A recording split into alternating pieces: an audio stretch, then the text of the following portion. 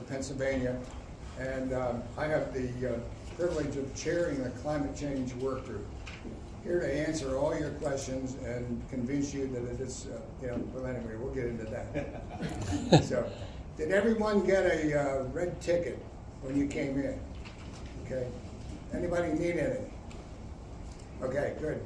Well, as I was explaining, I'm salting the water to get the biggest crowd that I have, if you will. And I'm giving away a couple of my not used, inherited type of packs. So, first one's going to be big shoulder pack, and the other one's this one. You need some? Okay.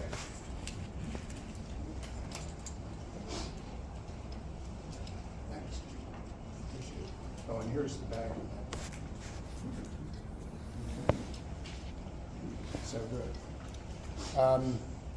I have the privilege of introducing our speakers this morning, and I want to start with Helen Nell. She is our Chief Scientist for Trout Unlimited.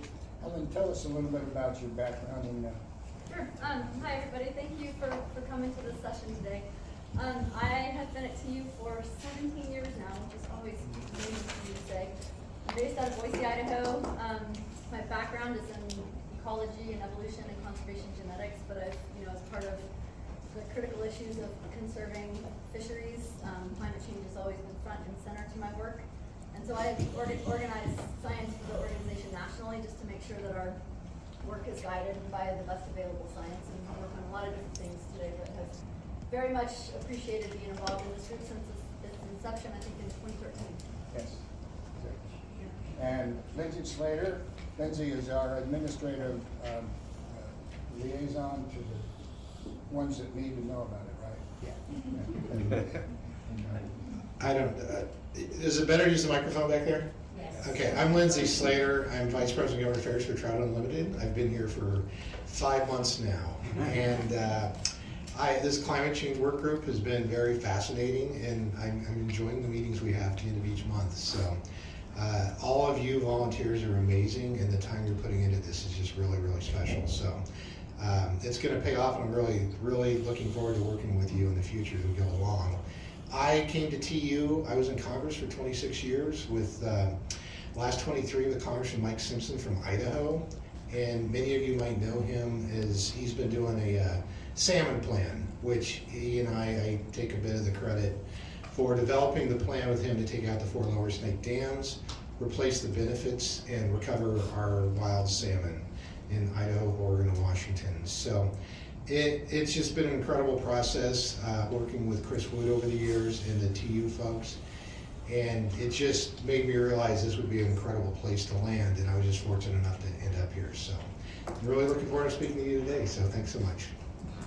Thank you. And next we have a Congressman Bob Inglis from South Carolina, right? Oh. And one of our staff is a native, Beverly Smith is a native of South Carolina. She's anxious to meet you too. Okay. Bob, if you will.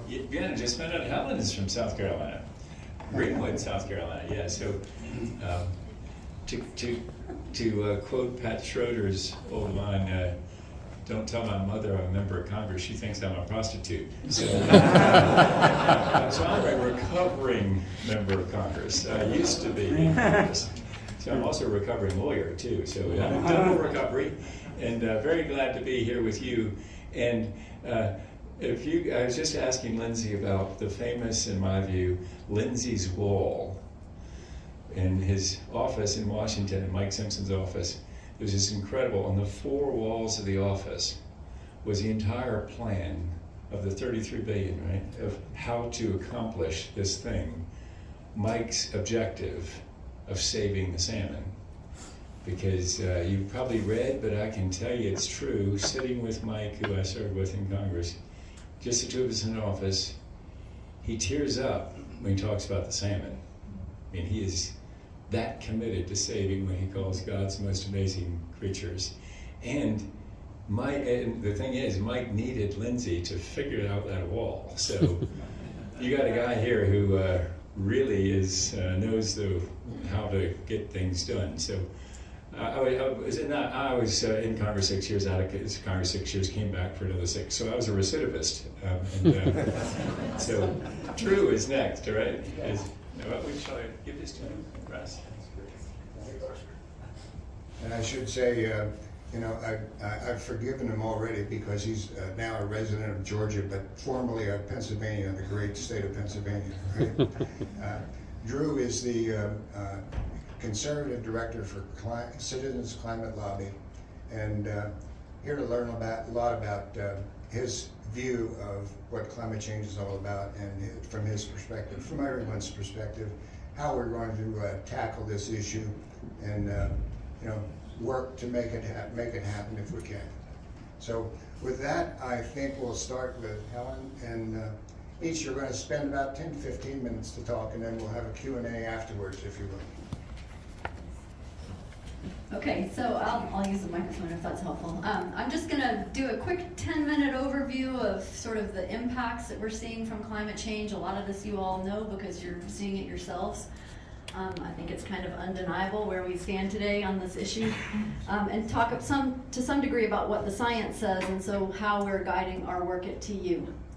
As many of you may have seen, the past 9 years have been the hottest on record. This is since they began measuring these temperatures in the 1880s or so.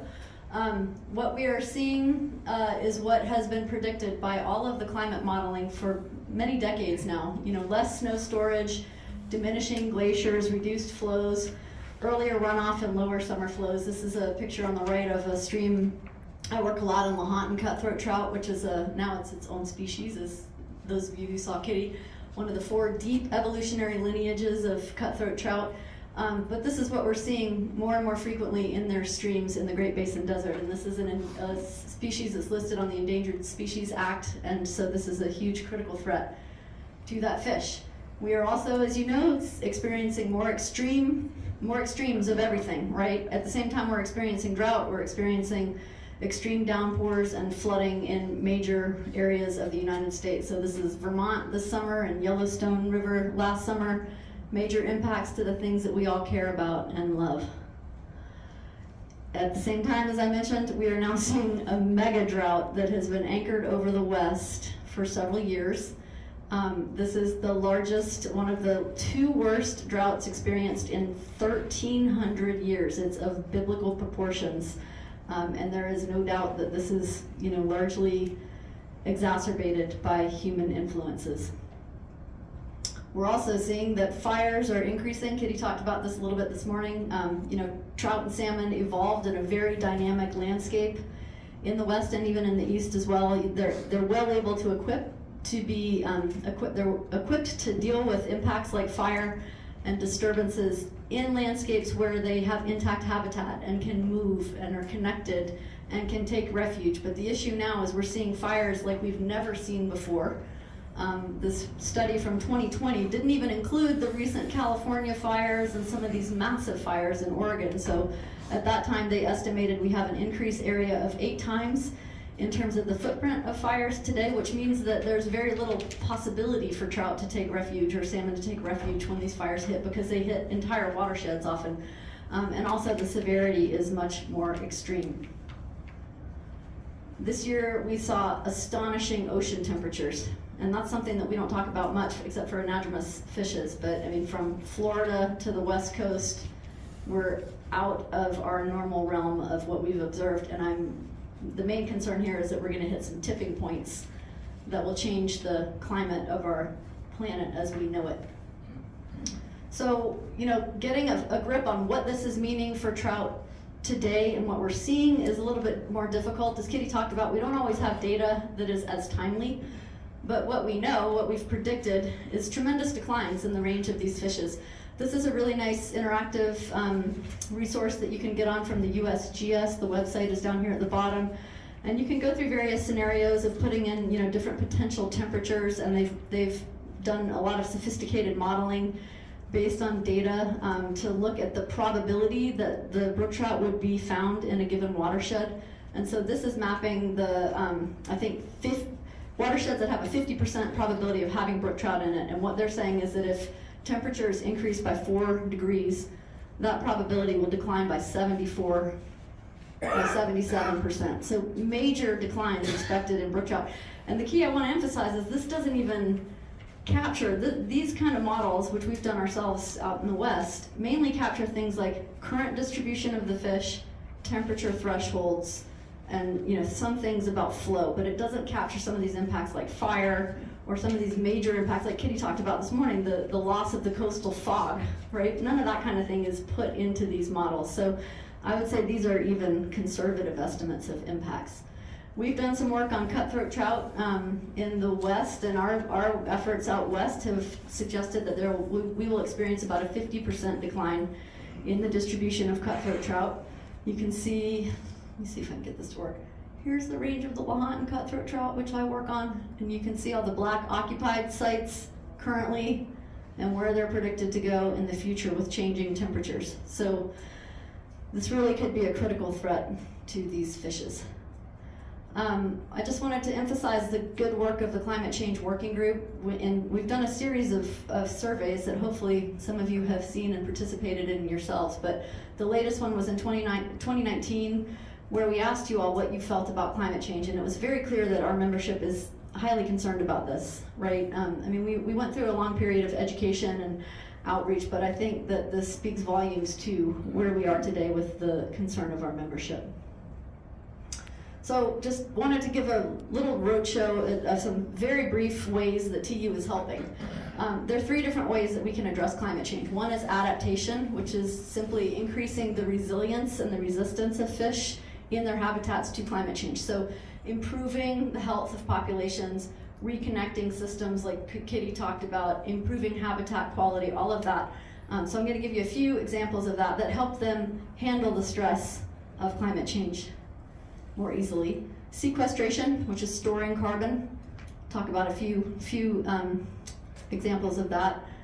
And then mitigation, which is reducing the emissions. And the important thing that we're all going to talk about today is that TU is working in all 3 of these realms.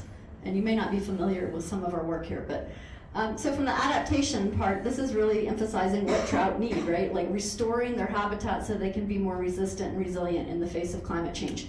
They need access to large, complex, cold, clean, healthy habitats where they can spawn and rear, avoid predators, overwinter, as Kitty talked about, grow, exchange genes. All of this is really important, and importantly, seek refuge during floods and fires and debris flows. So they have reduced resiliency when their habitat is small, isolated. As Kitty mentioned this morning, this can have genetic impacts on populations that really sort of spiral them down into their inability to deal with change. When their habitat is degraded or flow altered, all these things that we work in. And the key opportunity for TU is that this provides a ton of chances and opportunities to reduce this legacy of our footprint on the landscape.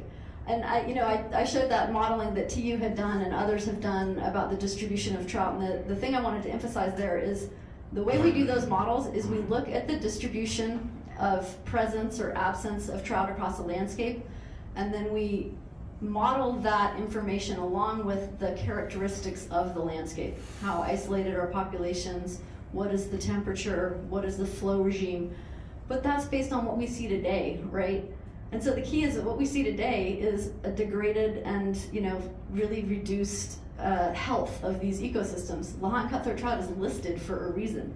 So to me, even though that future looks really dire, it also has tremendous opportunity in it. So for instance, here is a Lahontan cutthroat trout. This is an ESA listed stream. This is what it used to look like. You can see there's not a stitch of vegetation, and this is what it looks like today. That's our opportunity, right? And this is the kind of thing that TU does across the nation. So this is pretty cool. This is the neighboring stream, also a historic Lahontan cutthroat trout habitat. You can see again, there's very little vegetation due to legacy grazing. This is what it looks like today. This is from aerial imagery of that system, right? And this wasn't a huge project with big heavy machines. This was due to the will of the local landowners and BLM, who worked with these people in cooperative efforts to restore the landscape, and to this guy, who, once there's something to chew on, comes in and starts putting in dams, and you can see the impact of that on a landscape, right? So this stuff is doable, and we weren't involved in that habitat restoration, but we were involved in the monitoring of the benefits. And so this is a paper out of Kurt Fessemeyer and Dan Dualter in my office and others, just 2 people from BLM, quantifying the impacts of that. And this is where we can make that resiliency real. So this is a satellite metric of greenness, how much vegetation is in that system. And you can see here's, the kind of picture I showed you before where there's no vegetation. And when they started to implement a conservation grazing regime, so just improving grazing practices, sometimes it involves fencing, but mostly it involves just moving cattle through the landscape so they're not parked and eating everything. There was a fire here, but you can see how quickly it recovered after that. And then these diamonds represent beaver dams that came in, and you can see the beaver dams here. And our quantification of this work showed that the change in this vegetation was the equivalent to adding 10 inches of yearly precipitation or moving up 800 feet in elevation. Wow. That's huge, right? This is the kind of thing we need to be doing more of and telling more about. That's actually 2 times the annual precipitation in Nevada. So with one of these types of sort of natural process-based type restoration projects, we're achieving that. And then there were ground wells in the system too that showed over, way back when, 2-foot increase in water. And TU's doing this kind of stuff at scale. We know that improving these habitats also improves water storage, again, like I just showed you, and fire resiliency. So this is just a recent paper that demonstrates that. Smokey the Beaver talks about how beaver can help as fire breaks. And how, sorry, see there's a typo there, but all of this improves fire resiliency, and we're doing this at scale now. Chris and others will talk about, Lindsay will talk about the federal relationships we have to do this kind of work across the entire country, where we can put in structures, often natural structures, beaver mimicry dams to slow water down, recharge it into the aquifer, provide that cooler stream and fire break. We're doing this kind of work at huge scales. We're also working on reconnecting streams, which is not only good for fish, but also good for people. So this is a project called the Salmon Superhighway in Oregon that I'm not involved with, but it's a huge effort for TU. You can see all the habitats for salmon that are blocked from barriers. And so we are working at huge scale to go through and pull these culverts out and put in passage structures, or either arched culverts that allow fish to pass through them, or bridges. And this is not only good for the fish, but it's great for the people in these communities because it helps them not see their bridges and roads, blown out like we saw in Vermont. And this is a huge dairy community. And so they're all behind this work because, they can't get their milk to market if their roads are blown out. We know that adding riparian habitat helps cool. So this is actually a TU, I think, grassroots-led effort where they simply did some planting and, some light stream changes with some grading and everything here, but after this project was completed, we saw a decline in water temperatures, and this is the kind of thing that the science supports, and we see it in our work. We also know that riparian areas are powerhouses of carbon storage. They are very good at sequestering carbon because they're quick growing in these wet habitats, so this is the kind of thing that can have very quick responses. So this is just a paper that demonstrates that, but the key is that TU plants tens of thousands of trees across the country a year, and we haven't really quantified that. We haven't taken data on how much we've been planting and what that means, but we've started this effort to do it. So just based on what we already knew we were doing, kind of as a guesstimate, these are the impacts that work is expected to have. Over 10 years, sequestering over almost 1 million pounds of CO2, intercepting 1 million gallons of rainwater, and of course it's great for fish and wildlife habitat. And so now we're standing up a really concerted efforts to expand and deepen this work across the country. We're also working on policy, which Lindsay, of course, will get into. This is his wheelhouse, but working on things like America the Beautiful is the name for what is otherwise known as sort of this 30 by 30 global effort, which is a science-based effort to protect biodiversity and prevent us from hitting a climate tipping point, which we're actually already at in a lot of cases, but you hear a lot about this 1.5 degree threshold that we need to be below. We're already experiencing this in many places, but the point is that this is a science-based effort. Our national effort is called America the Beautiful, and TU is behind helping to work in this realm to restore and protect landscapes at scale to make sure that we don't reach these climate impacts.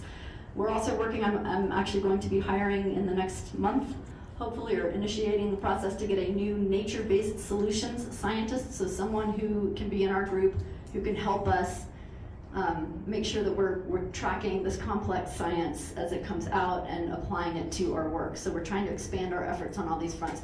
But we also know that we simply must mitigate greenhouse gases, right? All of these nature-based solutions are a huge part of what we need to be doing and of our matrix, but we won't be able to prevent some of these impacts without working on climate mitigation. And so that's why, you know, we've aligned with groups like the Citizens Climate Lobby, which Drew's going to talk about today, and are supporting this Energy and Innovation Carbon Dividend Act, which is actually being reintroduced, I believe, now.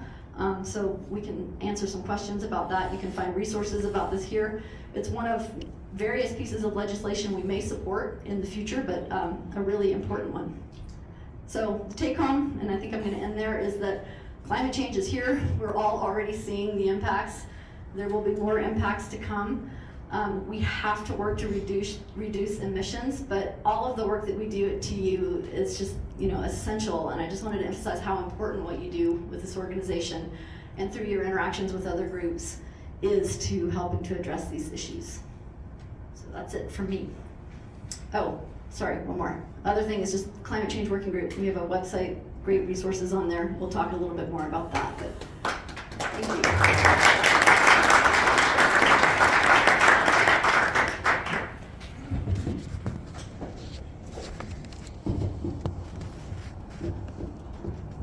Hopefully that will stay in there. Can you hear me okay? So first I'd like to say how lucky TU is to have Helen and her science team. And Congressman Inglis he'll attest to this. When I was with Congressman Simpson, Chris Wood was working directly with us on the salmon concept and developing it. And we needed to understand what was happening to the salmon. And what we found through Chris was, first, he brought this amazing brochure to Congressman Simpson and said, it was on Snake River Dam removal. It was full of science and maps and charts. And Congressman Simpson had it, and Chris left, and then the Congressman told me, all right, I need 10 more. And a week later, we had a box of 100 of these handouts that he was handing out on the House floor that evening. And that's how TU works. The comms put together this beautiful brochure that Ellen, of her information. Chris got delivered to the congressman, and it was great. And why I say this is we had access to NOAA fisheries, U.S. Fish and Wildlife Service, all these different federal agencies that would do anything for a congressman. But our TU scientists were the best for the information. So it's really amazing. So, thanks, Ellen. So as has been referenced, I like to deconstruct issues. And when I started at TU, I found out I was part of the Climate Change Working Group. And I didn't know that. And I was like, wow, why? And it's because Steve Moyer was. So I have giant shoes to fill. And I'll never be as good as Steve Moyer was, but I'm going to try. And one thing I've done since I started in April is I've been trying to deconstruct how climate change is involved with TU and especially government affairs. And the first answer is climate change is involved in everything TU does across the board. There's a climate change implication to our work.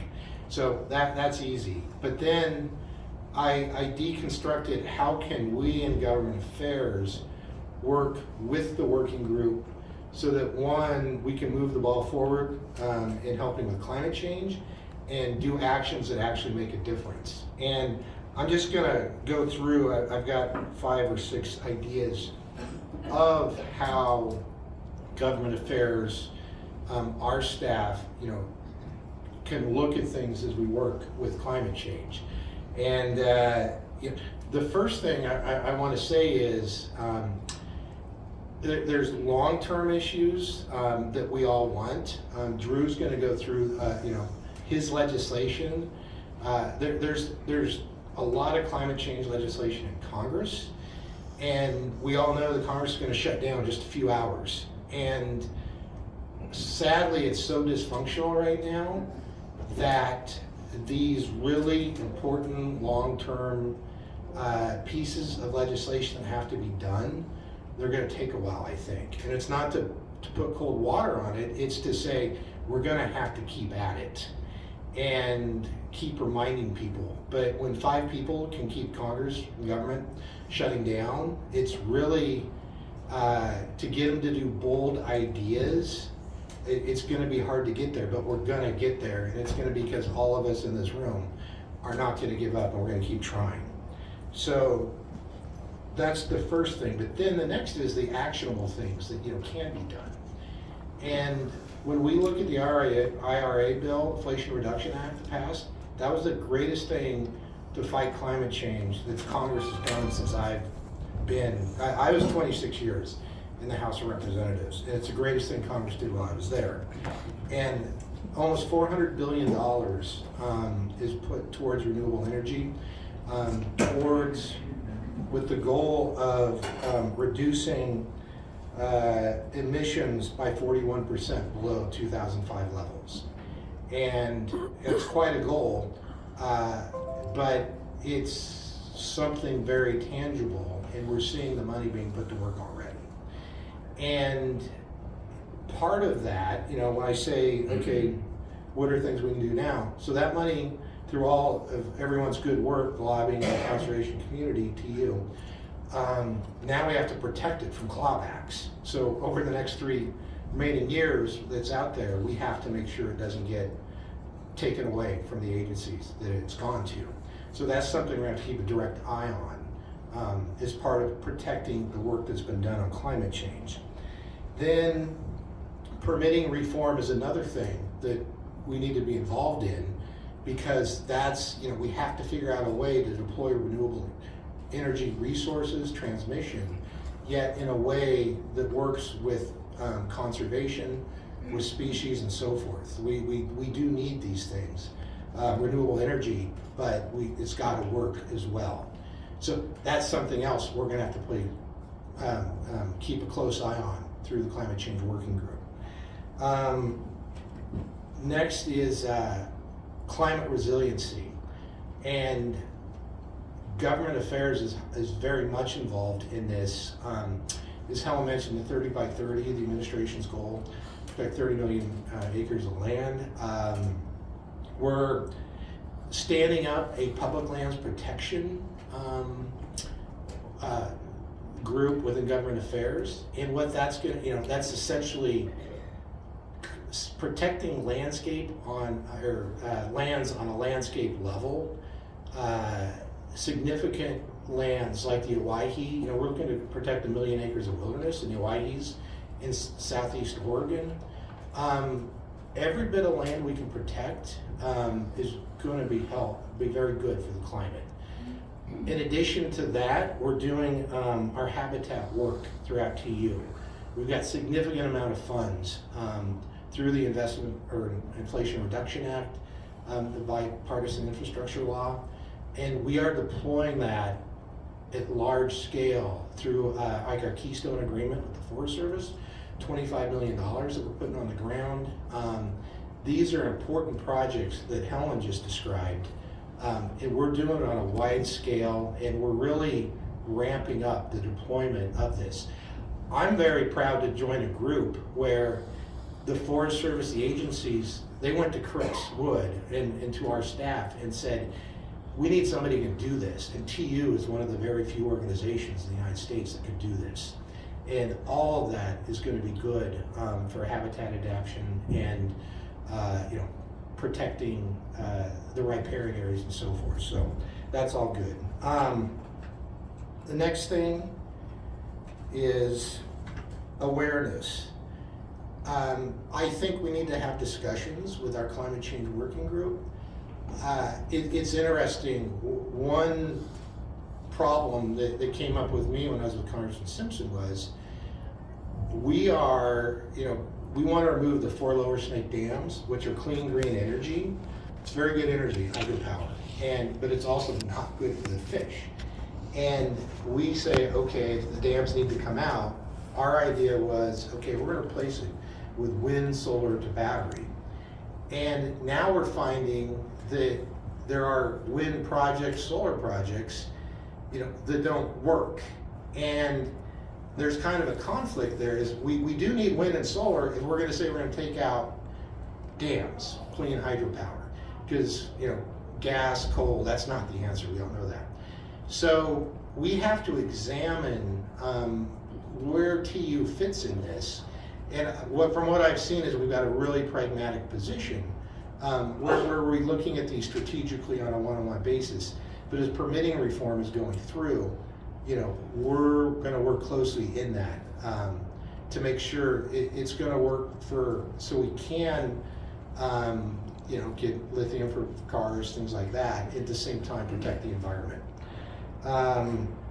Another thing I think we should be aware of is right now it's a very strange thing going on in Congress where when President Biden came out with his renewables push, I'm not saying this in a bipartisan or a partisan way. I'm a Republican, worked for a Republican member. But it's really odd now where Republican members of Congress are saying stop wind projects to save whales. That's incomprehensible. But it's happening because they're trying to stop renewables and they're using whales is the straw person argument. And those things we have to be aware of because they're happening. And there's a concerted effort against renewable energy right now. And from what I'm seeing, I think it's being backed by the fracking industry. And these are things that, are gonna affect the United States' ability to get to our goals of lower emissions. And we have to keep an eye on those. And that's something I see I can help our climate change working group in doing. Let's see. Oh, our climate change, the last one is our climate change landscape. And Helen showed what happens when the temperature goes up 4 degrees and how it's gonna affect brook trout. And we had a very interesting thing come up a couple months ago where we were asked to help support the administration on an administrative withdrawal of oil and gas leases and the National Petroleum Reserve in Alaska, the NPRA. And it was interesting for us because one, it's 13 million acres, which goes a long ways to get to your 30 million acres. But Trout Unlimited doesn't play in the Arctic. And the first thing we did was we asked our scientists, what are the resources up there? Because we don't have a invested mission up there. We do amazing work through Nellie and Bristol Bay. We've got a lot of great projects in Alaska, but we've never gone up north. And I didn't do it. Helen's team did an inventory of the resources up there. Are there fish and trout up there? And how many are aware of what's up there? Anybody got a good idea? Okay, well, Helen, is it the next slide? Oh. Let's see. I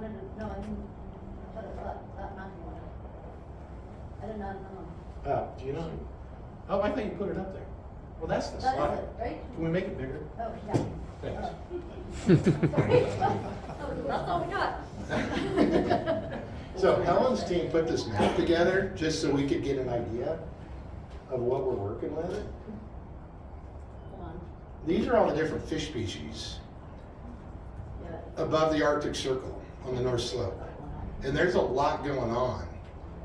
And so I'm not saying we need to run up there and, start TU Arctic Slope chapter. But it's something with the changing climate that I think we need also to recognize there may be new places to protect. And you've got the Arctic Ocean and Bering Sea. Apparently the salmon are moving around the corner north, spawning in new rivers. And that's a game-changing thing. So that's something else, I think we need to be aware of as part of a climate change working group is, where are we working? Where are the new opportunities or the new needs going to be for TU in 10, 20, 30 years? And, you know, I'll conclude with one thing I also think we need to involve in our climate change working group, which I think we're doing already, is we just have to remember, you know, environmental justice is also a part of climate change. And I think we need to continue to be aware of that as we look at disaffected communities, at tribes, those who, you know, if a power line is going to be run through, you know, is it going to go through a disadvantaged community or something like that? So just things we need to be aware of. So Russ, I really appreciate the opportunity to speak today, and it's going to be great working with you all. I enjoy the video calls we do, so I'll end right there. And I just think these are topics that you know, we're going to keep an eye on government affairs as we keep working to do what the working group wants us to do. So thank you very much.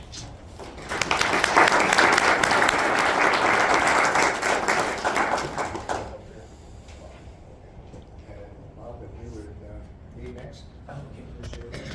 Not that I'm making a difference between the two, because I share the same experience. Great. Thank you, Russ. So it seems to me that I need to do two things here. One is answer the question of how I got here, a conservative who cares about climate change, and second, why a conservative who cares about climate change would be talking to Trout Unlimited. So those two things. One, how'd you get here, Inglis? Don't you know that this is a liberal cause? You know, it's conducted in the language of the left. The climate conversation mostly is. So how'd you get to this? Well, I spent 6 years in Congress saying that, first 6 years, saying climate change is nonsense. I didn't know anything about it except that Al Gore was for it. So since I represented Greenville, Spartanburg, South Carolina in the U.S. Congress, that was the end of the inquiry.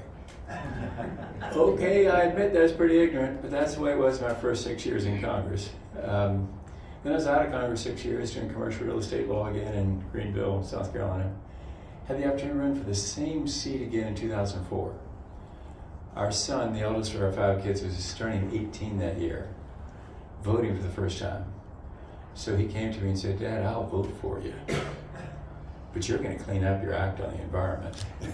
His 4 sisters agreed, mother agreed, new constituency. And, so then that was first step of a 3-step metamorphosis. Step 2 was going to Antarctica with the science committee, seeing the evidence in the ice core drillings. Go in that if you want to in the Q&A time. Step 3 was another science committee trip and something of a spiritual awakening, which seems improbable, right, on a godless science committee trip? Because we all know that all scientists are godless, right? Apparently not, because this Aussie climate scientist who was showing me the glories of the Great Barrier Reef was clearly worshiping God in what he was showing me. You know, St. Francis of Assisi supposedly said, I don't know if he actually said it, but supposedly he said, "Preach the gospel at all times. If necessary, use words." And so Scott Heron, who's now become a very dear friend, the Aussie climate scientist, was clearly worshiping God and preaching the gospel. So later, without the snorkels in our mouths, we had an opportunity to talk about things that matter, and he told me about conservation changes he's making in his life to love God and love people. People come after us, you know, rides the bike to work, does it without air conditioning in Townsville, Australia, a pretty hot place, as much as possible, hangs the family's clothes out of the line, all to consciously love people coming after us. So I got right inspired. I wanted to be like Scott, loving God and loving people. So I came home and introduced the Raise Wages, Cut Carbon Act of 2009. Note to self, do not introduce carbon tax in midst of Great Recession when you represent perhaps the reddest district in the reddest state of the nation. It will not go well, and it did not go well at all. After 12 years in Congress, I got 29% of the vote in a Republican runoff. The other guy got the other 71% of the vote. a rather spectacular faceplant in politics. You know, you usually don't do that badly after 12 years unless you've been indicted or something. Well, I think that used to be the case. I'm not sure now. Maybe if you get indicted, you do all right. But so at that point, a foundation came in and said, you know, Inglis, unusual zoo animal you are, actual conservative, you know, 93 American Conservative Union rating, 100% Christian Coalition, 100% National Right to Life, A with the NRA, 0 with the Americans for Democratic Action, that's a liberal group, and 23 by some mistake with the AFL-CIO, the labor union. I was really hoping for a 0. I don't know how I got a 23. So they said, you know, actual conservative, are you speaking right for the proposition? And so that's what I'm doing ever since. There's another thing called republicen.org. EN for Energy, Entrepreneurship, the Environment, republicen.org. And so it's about 20,000 folks online. We need a 0 or 2 on the end of that in order to be successful at what we're doing, to tell you the truth. That would probably require a 0 or 2 on the end of our budget as well. But anyway, we're out to convince conservatives to get in the game and to engage in the climate conversation. So that's how I got here. Let me tell you why I'm here and so interested in what you do at Trout Unlimited. It's because we think that you are uniquely positioned to get through the heart blockage and into the head, because you have people, I heard just today from Lindsay, 300,000 members, all right? 300,000 members who really care about something enough to belong to Trout Unlimited. And so here's what I've learned about that. When people really care about something, it's sort of like the time that I went to see, I was in Salt Lake City at the headquarters of the Church of Latter-day Saints, meeting with essentially the Secretary of State of the LDS Church. And so, enormous conference room. I'm sitting down, I'm going down into the seat, and he tells me, you don't need to tell me about climate change. I'm thinking, oh God, this is gonna be a tough meeting. I don't know.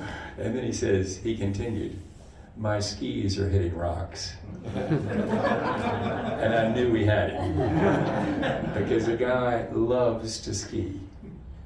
And so people love to fish. And they love trout. And 300,000 of them apparently. And I've got to believe that some good percentage of those are right of center folks. Some of them are left of center, and those are fine. Other people can talk to those folks better than I can. You know, Al Gore does a lot better job than I do with people like that. But on the right of center, which I've got to believe Trout Unlimited has a lot of, you have the ability to get through on this climate thing. And Helen had the numbers up there. Apparently, Russ, you've done a great job of educating the membership, because it's already there. But just imagine the expansion possibilities through that network. Thanksgiving's coming, you know. Charlie's coming for Thanksgiving. If we could just have some of those folks at Trout Unlimited talk to Charlie at Thanksgiving about why it matters, why climate change matters, we could really be in business. Because as Lindsay mentioned, there's a tremendous amount of dysfunction in Congress right now. Some of it is just natural, I think, from this period of great transition, you know, where we have huge demographic changes coming at us. We have huge challenges with technology. If you haven't met ChatGPT yet, it might be your new boss, you know, or it might replace you. Anyway, you get these huge challenges. And so it's natural there'd be this upset, sort of. But there also, as Lindsay mentioned, really concerted efforts to stop action on climate change. And it's people with an agenda. It's people with an interest. And so overcoming those folks and the disinformation that they spread is really what we believe that people in Trout Unlimited can help us do, and it literally is at Thanksgiving dinner with Uncle Charlie. And so that's why I'm here. I'm very glad to be with people who really care about something or are passionate about saving the fish. And in the process, you'll probably help us save ourselves from further trouble on climate change. So thank you for the opportunity to be here.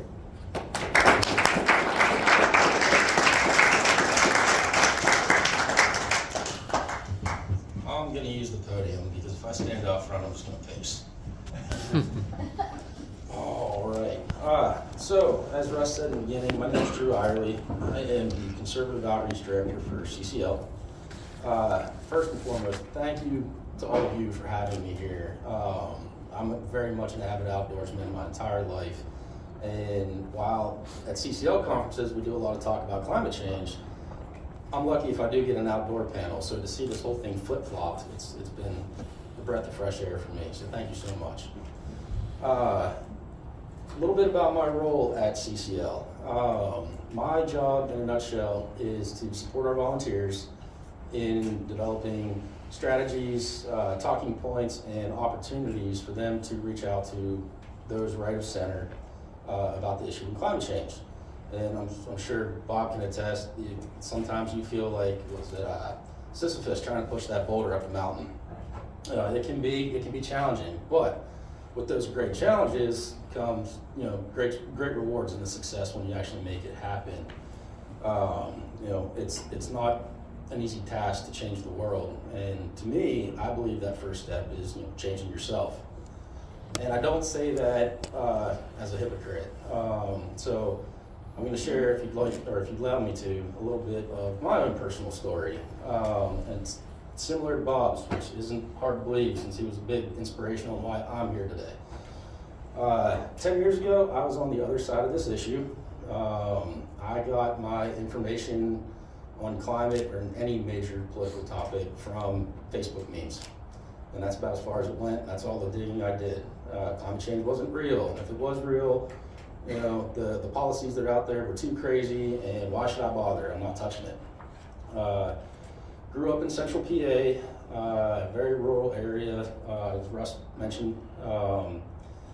My neighbors were Amish, and there just wasn't a whole lot of opportunity. So I left straight out of high school and went to the military.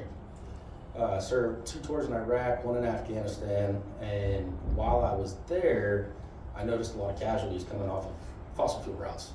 I was a combat medic.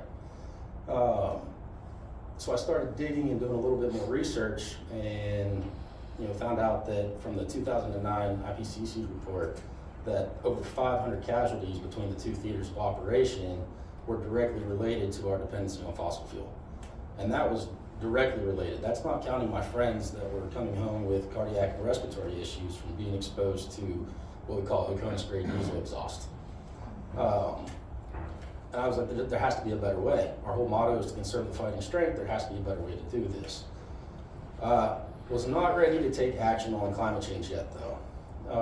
But I came home, went to school for environmental management, very left-leaning degree. And I kept my mouth shut the entire time until we had a policy class.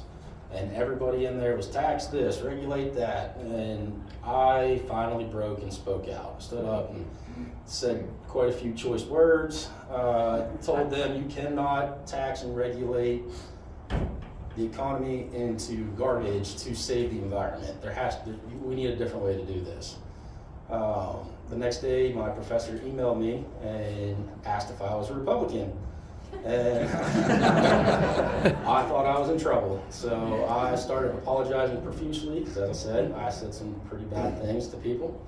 And she stopped me, and she's like, no, we need people like you to speak up. We need a balanced voice in this message. Come look at CCL. And then she sent me Bob's TED Talks. If you have not watched them, I highly encourage you to go Google them, Bob Inglis TED Talks. That was the turning point for me. I was like, okay, all right. But then I started asking questions like, well, why would I worry about this if it's not going to affect me? I'm going to be dead in 50 years. Why would I do things now that make it a little bit more difficult? And my hook that I tell everybody when I'm in there lobbying is it took the birth of a 10-pound baby girl with cheeks so big she couldn't open her eyes to get me to open mine. My life just went from the next 50 years to the next 75. And God willing, if I get to meet my grandchildren, that's another 25 years added onto it. My concerns go that much farther. How am I supposed to look at my daughters and tell them, we knew that this was a problem, and your dad chose to do nothing about it. In my video, if any of you have seen it, I say, we fight wars so our kids don't have to. I'm fighting climate change so my kids don't have to. Hopefully don't have to. So, with that said, CCL, what are we about? The textbook answer is we are a nonpartisan organization dedicated to supporting bipartisan policies on climate in order to save everything that we love. Those last 3 words there, everything that we love, that's subjective. Everybody in this room loves trout, but why do you love trout? Some of you might love it because you love the sport of it. Some of you might love it because of the memories that you have, trout fishing with your dad, your grandfather. Some of you might love it because it's how you feed your families. When I do advocacy work and teaching our volunteers to do advocacy work, I highly encourage them to explore those whys. Talk to somebody. Nothing against Helen and the scientists and everybody else with all those numbers, but data didn't change my mind. My life experience did. Connecting those dots did. Having those numbers thrown at me didn't do anything. So you go from these conferences and you're so pumped up and you're so motivated to take everything that you just learned and go out and tell somebody about it. I encourage our volunteers to pause, take a step back, have a conversation with them. Listen to them, listen to what they care about, and then find that overlap. Work happens behind a desk. Work happens, standing at this podium. Progress happens at dinner, or like your reference, Bob. Progress happens while you're out fishing. Progress happens at the barbecue. That's where you really make a difference on things, by listening to them, hearing what they care about. And when somebody feels hurt, they're going to turn around and they're going to ask you the same questions that you just asked them. And then you get to find that overlap and apply what you know to what they care about. I'm not going to come in here and talk to Steve about how climate's impacting business. I mean, you might care about business, but I'm not going to sit there and throw all those numbers at him. But talking to him outside of TU, find out he's a big trout fisherman. How do you feel about the water's warming up and the oxygen levels decreasing, due to climate change? And then that's where we have those conversations, and that's where we build the progress with it. I don't think Brian is in here right now. Brian S., North Carolina chair. Got to have dinner with him last night. I found out all kinds of information about him. And I just turned around and we had another conversation about me, and we found that overlap and how we're similar, how we're the same. It wasn't politics. When you leave here, everybody wants to run into those arenas that they're familiar with. I encourage people to let it go. In our advocacy training, our core volunteer training, I tell them, get rid of the labels. Those labels will kill you every single time. Because if I go into a conversation thinking that I'm talking to a Republican, I'm already in my head preparing for them to have the certain rebuttals and to fire back with certain things. So I've already got my walls up. I'm already geared up. I'm not there to effectively listen to them. I'm just there to tell them what I want them to know. So that is the big part of this advocacy work, at least in my opinion, and the work that I'm doing with CCL in trying to fix things internally and progress us forward on the outside. I don't want to take up too much more of your time. I know we're closing in here, and I'm sure you guys have a lot of questions. And you all picked the wrong person to run the hook in this relay, because standing next to these 3. So thank you.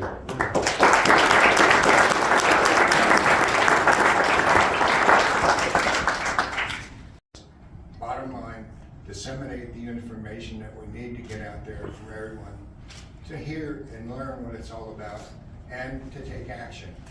And taking the action will be coming from Lindsay. He's going to be feeding information out there for us to get out there and meet with our congressmen, take them fishing, take them out to see your projects, all of that kind of thing. I think is very important for us. And you can get to the work group by going to the main page on the website, TU website, hit conservation, and at the bottom of that, you can just scroll on over to the climate change work group webpage. And I mentioned this to Chris Woods earlier. I said I've been quoting him ad nauseum about his quotes about climate change, so I'm becoming his surrogate. And to that, so anyway, again, I'm recruiting the climate change people. And I just want to, would you hand me that book? Yes, sir. Okay. I was at a book signing. If you want to know the basis, you know, going back in ancient history of what changes have been taken in the arena of climate change, this is the second book by Dr. Michael Mann, who's now at University of Pennsylvania. And if you're interested, perhaps that can be our third raffle item that I can let someone take home with them. This is his second book, and the first one was The New Climate Change War. So with that, let's open it up to questions and answers from the audience. And oops, slowing back there.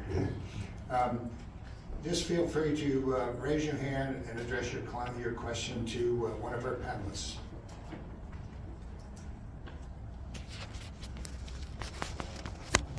Yes. Just for the panel, how would you address a very conservative legislature on the values of climate change? I'm from West Virginia, and we are a very, very conservative state. How do you get them interested in seeing our points of view? I'll jump on it first. What I tell or advise people to do and everything is solutions first and benefits first. There's a lot of alarmism out there. There's disinformation on both sides. So what can this do in a positive fashion for your area? And then then let's bring in the negative side. Yeah, a lot of in my social circles, if I come straight into alarmism and how it's impacting, the immediate steel curtain, they just shut down. If I were one of the senators from West Virginia right now, this is what I'd be asking from the U.S. Congress. I'd say I want to buy out of the pensions of the coal miners. I want worker retraining. I want cash assistance for people to relocate. And I want high-speed internet over the entire state of West Virginia. If you give me that, I'll work with you Californians and New Yorkers on climate change. And I think they could get it. I think that West Virginia could get all of that.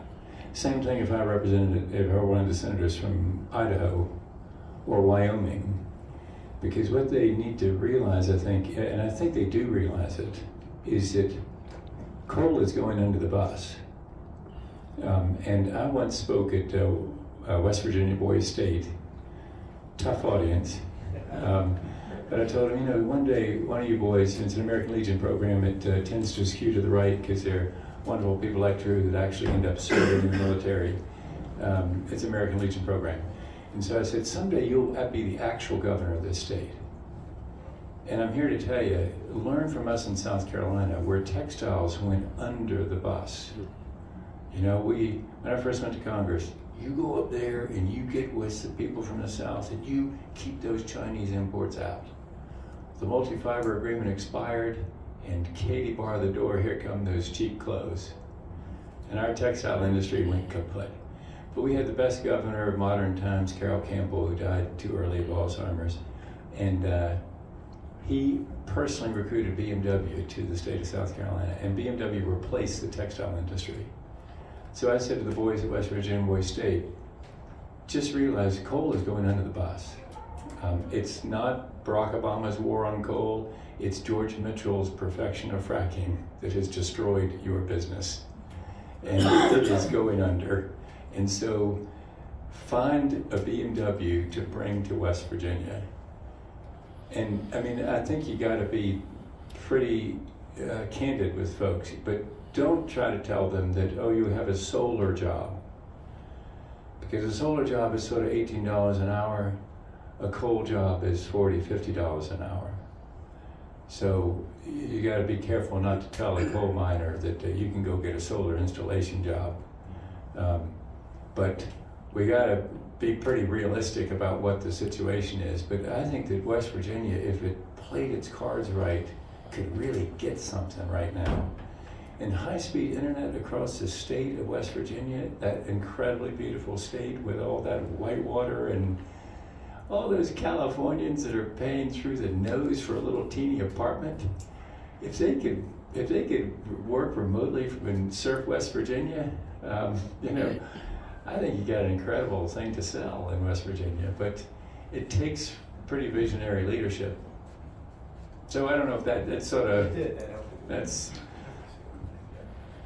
I was just going to add, one of our focuses, Russ mentioned it, is we've got to get legislators, decision makers on the ground through tours, showing them how these projects we're doing are good for the environment. You restore a stream, you raise the water table, and that makes, it widens, creates fire breaks. There's so many benefits from what we're doing for the climate. It's also economic development. They want jobs. These are real jobs through contractors and so forth. And they just need to understand that. What we're doing isn't harming anybody. It's helping their constituents. It's helping the environment and conservation. So.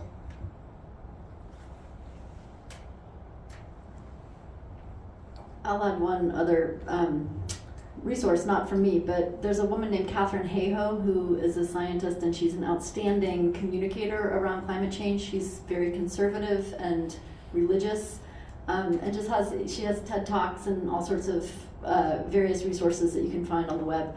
But her emphasis is really that you need to find the right messenger, right? Like, don't send the non-religious scientist into the church to talk to them about, you find the right people and find the commonalities that we all have, whether it's I'm a mother, I'm a neighbor, I'm a granddaughter, I fish, I care about the environment, whatever the case may be, focus in on those. And she has some just really great trainings and strategies around those needs. Other questions? One in the back there. Kind of general for the whole panel. How does your panel or TU deal with greenwashing? I feel like I live in an area with a lot of refineries that have net zero 2050 as their mantra, or even yesterday at the tour of the Lower Gradient Dam, there was focus on statistics that weren't necessarily exactly what we were looking for, but kind of like a step aside and shined a great light on the dams. It's not like a lie because it's not focusing on specific data that we're looking for, but it's kind of like an omission of information. So I was curious, what is TU's approach to dealing with that? Because that seems like a kind of insidious and more prevalent issue. Sure.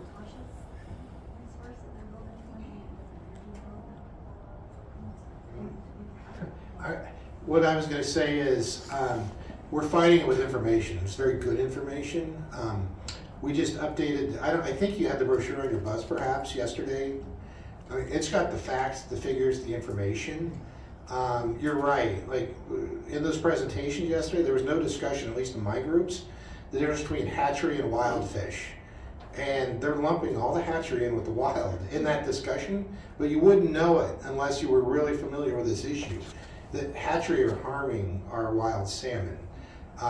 So while the numbers could look great as they were showing us, they weren't natural wild fish spawning in high central Idaho. And it's the information that Helen's group, that we're gathering from the scientists, the ones out there, and we're collecting it and communicating it. And we're gonna keep doing that. So that's how I see we fight greenwashing. Helen, do you want to say something? I think just what Lindsay said. I think there's the issue is that there's such a huge volume of emerging information, right, to track. A lot of the green energy development that is being proposed and happening has real downsides too, and I think TU is in a pretty unique space to be considering all of that pragmatically. Like Lindsay's group is looking now at sort of the footprint, the various footprints of solar versus nuclear versus hydro, and we're thinking carefully about that, because when we hear hydro as a carbon-free resource, that may be true, but it's certainly not green given the impacts to fish and salmon and tribal communities and the communities that depend on these fish, and also from a perspective that reservoirs often can produce a tremendous amount of methane, which is a greenhouse gas that is far more potent than carbon dioxide. So the science is just kind of emerging on those types of things, and we're really, you know, I'm trying to bolster my shop to try and keep ahead of it. But I think TU is always very well positioned around approaching these things from a very information-based and pragmatic perspective. But it's a really good question. I just would add, I think it's a very important question, because the greenwashing problem drives cynicism about climate action. And especially within our target audience on the right of center, there's an awareness that you know, some people are sort of polishing their halos and acting like, you know, they're really righteous, and it makes other people feel unrighteous, sinner slobs, you know. But it's also true that on the right of center, what people are asking those greenwash people is, yeah, how do you get the world in on this thing? And that is a legitimate question, because, you know, we can do all kinds of sweet things here in America and polish our halo and say we're really clean here. But if you don't get China and India and the rest of the world in on this thing, you're not solving climate change. And so that right of center question is real. And it's why the bill that Helen mentioned that Drew's advancing, his CCL's bill, has a carbon border adjustment mechanism. That thing will make climate solutions go worldwide, because it'll make it in China's interest to do their own carbon pricing rather than pay ours on entry of their goods here. Now we're talking worldwide, and we're not talking greenwashing with Delta Airlines telling me they planted some trees for my flight out here. You know, that's sweet of Delta to do that, but you know, until you get China and India in on this thing, the hard-nosed among us, and a lot of those are right of center folks who are, you know, particularly business folks, who say, no, show me how you can get the world into this thing. And that there's an answer to that in that legislation that you should look up. No, not unless they want me to expand on the bill. So there was I'm sorry, just one quick comment. There was a thread in the open forum related to the India and China issue and discussion within a group within TU is working at that. But anyway, question. Well, I don't know if we have time now or about. We're running over. We got a couple minutes yet. I'm from Wyoming, and we have a lot of open space, we have a lot of wind, and there's a lot of sun. And one of the problems that we're seeing, or that I've noticed, is that they proposed a wind farm here and a huge solar, collection. And the solar thing takes up, so many acres, and it's disturbing the pronghorn migration or the mule deer migration. Okay, that other people look out and say, I don't want a windmill out here, it's gonna spoil my viewscape. So we have the not in my backyard crowd that would love to see this stuff, but not. Anyway, just a comment. Yeah, and I would say that I am terribly concerned that this green push does not come up without impacts, right? And that's where I'm talking about Lindsay's group developing some resources with other fish and wildlife and environmental groups to try and evaluate the impacts of these different things, right? I mean, it seems like it would be a much smarter approach for us to step back and take some time to think about where we can put solar on already impacted areas, brownfields that are already impacted by mining or on top of rooftops. But the footprint that the federal government has to manage is federal lands, right? And so that's where we're seeing these things come at steamroller paces. And I'm concerned about that we're not taking the time to do it in a smart, thoughtful way about what those impacts are. That's a really good point. So, yes, Paul. So, I've been a member of CCL for about 4 years and watched the legislation sort of slowly move forward and then sit and then slowly move forward. Where are we, and is there any prospect in the next Congress that we're gonna get CCL's legislation passed? Oh, man.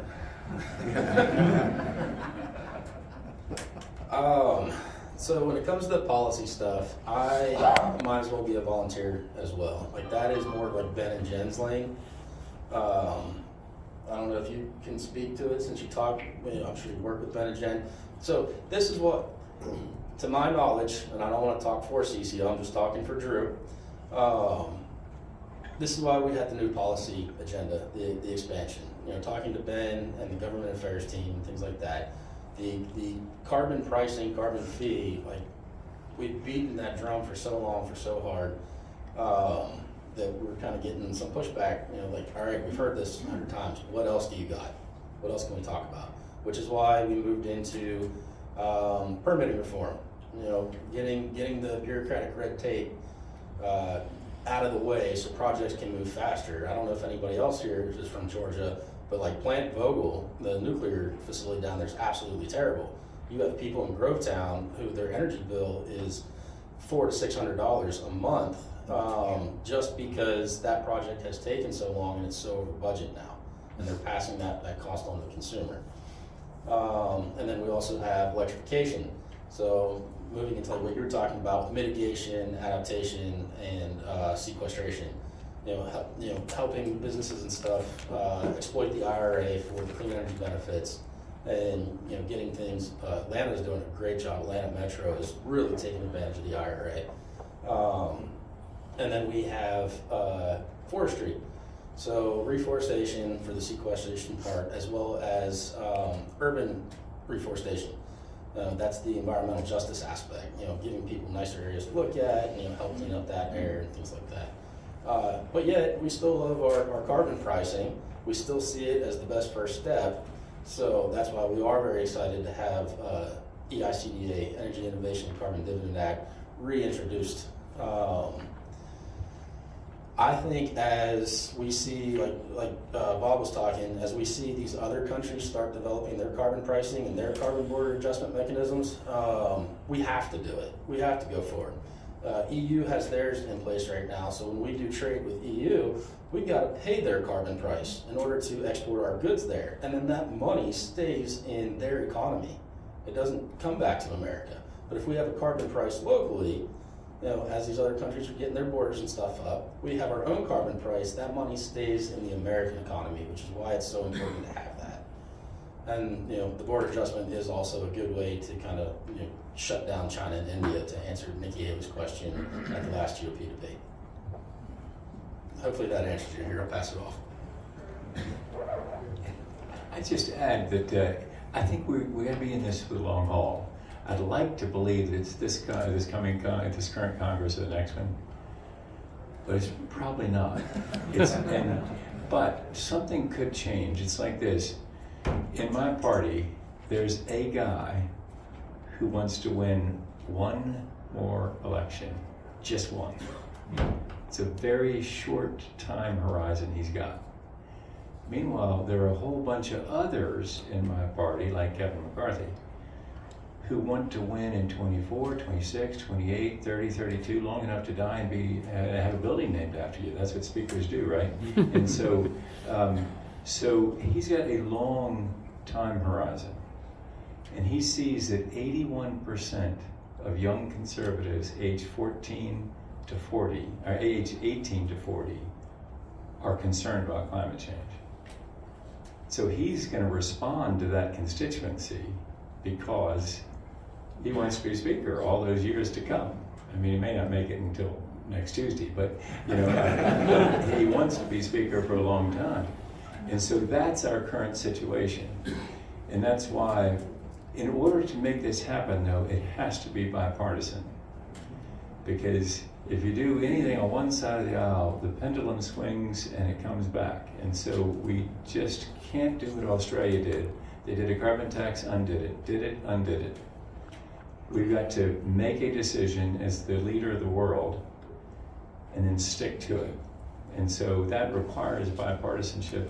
And it means that we probably are in this for the long haul. If you can just figure out presidential races and things like that and how long it could take, we got to hang in there because you're after that worldwide solution. And meanwhile, we do all kinds of exciting stuff to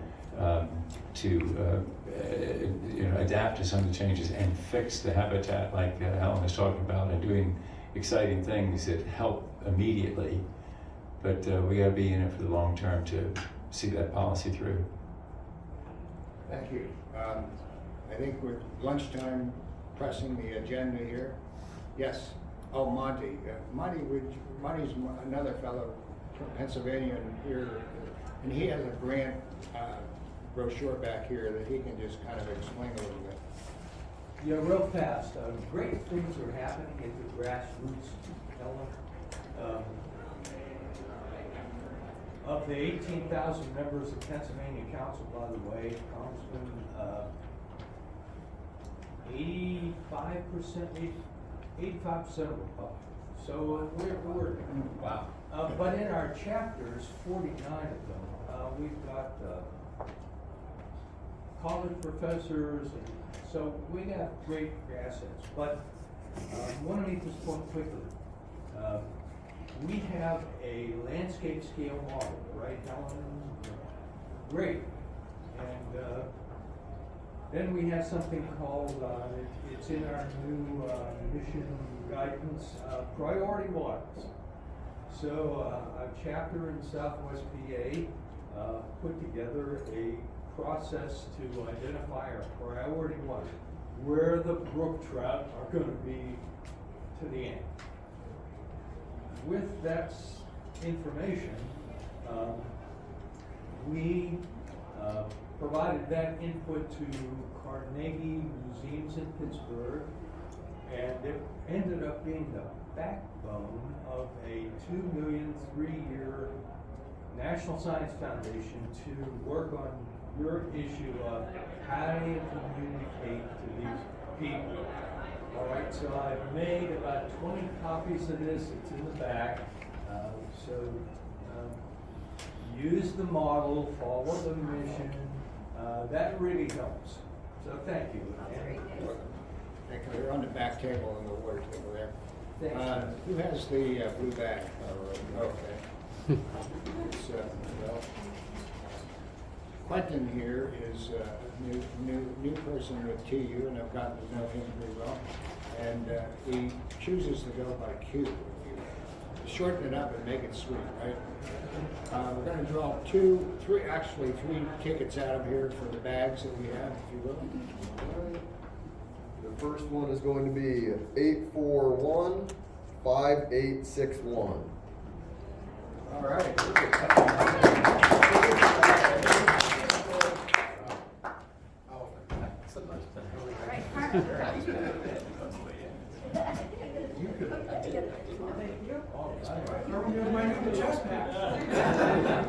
Second one is for a small, what I call minimalist chest pack.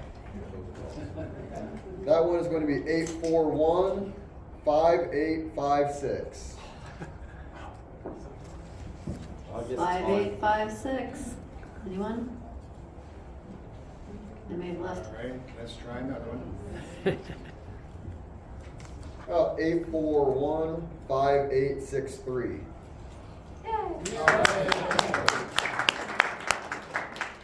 And lastly, I fell in love with this book, so because it goes back into the history, it doesn't just talk about what current statistics are, so I think I'm going to round that off. 841 5867.